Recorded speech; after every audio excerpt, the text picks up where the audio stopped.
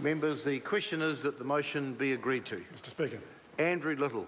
Thank you, Mr Speaker. Tēnā koutou katoa, talofa lava, kia orana, malo alele, bonjour.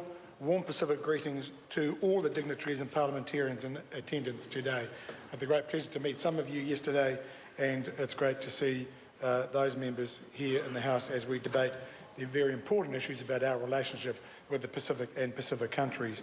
Can I just acknowledge the Minister, Pesita Sam Latuainga, and his contribution just now, always constructive, and I know deeply and heartfelt from the Minister because of his responsibilities and his contribution to New Zealand as well.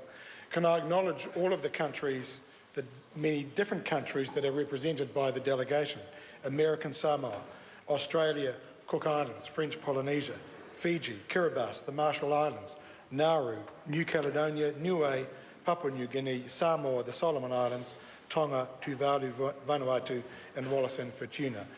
You are all very welcome here in this House. Can I also acknowledge His Excellency Matua, the Honourable Shane Jones, Ambassador at Large in the Pacific, for the tremendous work that I know he is doing in strengthening and building the relations between New Zealand and the many Pacific countries who are so important not only to New Zealand but to the region at large. The relationship between all of our countries as Pacific neighbours is important to all our futures. And I want to begin by acknowledging also the enormous contribution made to New Zealand, our economy and our society by our own Pacifica community here. That started with the early Pacific migrants who came to work in New Zealand industries which were crying out for labour, who helped our nation's economy grow, who laid the foundations for the vibrant and diverse Pacific community in New Zealand today. We are a better, stronger, more vibrant, more prosperous country for your presence here. Their children and grandchildren are in all walks of life in New Zealand. Pacific people are to be found in our Parliament, our public service, in the professions, business, local government, and in our churches. Pacific people have also made an amazing contribution to our sporting life and to the arts and culture of New Zealand. Pacific painters, poets, writers, dancers, musicians, and fashion designers are helping create a new Pacific style in New Zealand. The Honourable Minister referred to Albert Wendt. My connection with Albert Wendt goes back to my old school, the New Plymouth Boys High School. We are both old boys of that school, and I still remember the day he came to speak to our school to talk about his time there and the contribution that he has made to our culture, to our literature, to our academia, and we are all the better for it. And for my own Labour Party, Mr Speaker, we must never take for granted the fantastic support that we receive from the Pacific community. Our close ties to the Pacifica community are reflected in our 5 Pacifica MPs: Sua Williams-Seo, Carmel Sepuloni, Chris Farfoy, Poto Williams, and Jenny Salesa, with heritages from Samoa, Cook Islands, Tonga and Tokelau.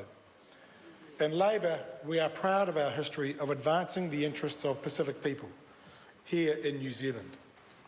When Labour was in government, it established structures such as the Pacific Business Trust, the Pacifica Education Centre, Pacifica TV, and the Pacific Radio Network of Radio New FM and Radio 53 PI to enable the Pacific communities to thrive in New Zealand while holding on to their languages and cultures and heritage values.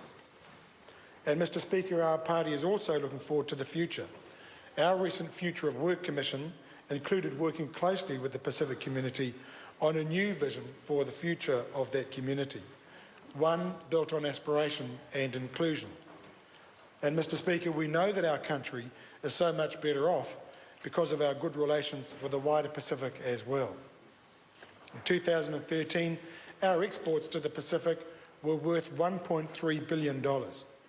That year, 96,000 Pacific people visited our country, a huge boost to our tourism sector, but also strengthening family links between us and those many Pacific countries. Mr Speaker, for New Zealand to succeed, our Pacific neighbours need to succeed, and our Pacifica community here needs to succeed also.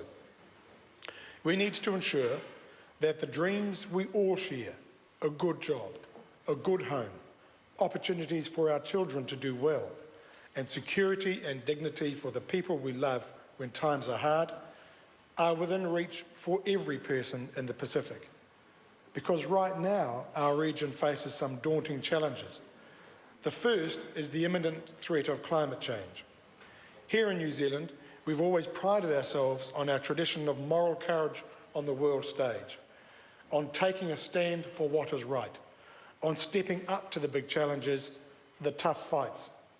Past Labor governments did that, for example, over the nuclear threat in the South Pacific, when we sent a frigate to Mururo Atoll to protest against French nuclear testing. Mr. Speaker, there is no greater challenge in our lifetime than that of climate change. It threatens our economy, our planet, and our way of life. For many Pacific nations, it threatens their very existence. New Zealand must be a leader in the fight against climate change. That means a real plan to reduce emissions, an independent climate commission tasked with carbon budgeting. It also means playing our part in assisting our Pacific neighbours as they deal with the impact of climate change. That means adequate levels of aid to assist with the impact of severe weather events like the recent cyclones in Fiji. It means increasing our refugee quota to take in more people from the Pacific displaced by climate change. And Mr. Speaker, we must do more at home to tackle the challenges in front of our own Pacific people. We must do more to ensure their aspirations are being met. That means fixing the housing crisis that is holding so many people back, especially in Auckland, our great Pacific city.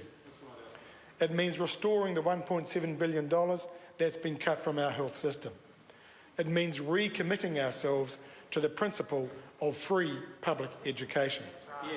And acknowledging that education doesn't stop after high school, which is why we must provide 3 years of free training for people across their working lives. Mr. Speaker, we must also tackle the growing burdens of poverty and inequality that fall disproportionately on our Pacifica communities. That's why we must push for higher wages, more secure employment for our people, and for more support for young people who want to start their own businesses. We need to be seeing more young Pacifica entrepreneurs building their own companies, generating wealth with their ideas. We can do that here in New Zealand, and we must commit to the same objectives with our Pacific neighbours in their countries. Mr. Speaker, in our party, we are committed to a better future for every person in the Pacific. We are committed that our country act as a force for peace and economic and political stability in our region. We are committed to doing more to fight climate change, more to expand opportunity, more to support our Pacific people here at home. Mr. Speaker, we are committed to ensuring every person in the Pacific has the ability to chase their own dreams and achieve their full potential. I look forward to working with our friends from around the Pacific and around this region to make this happen.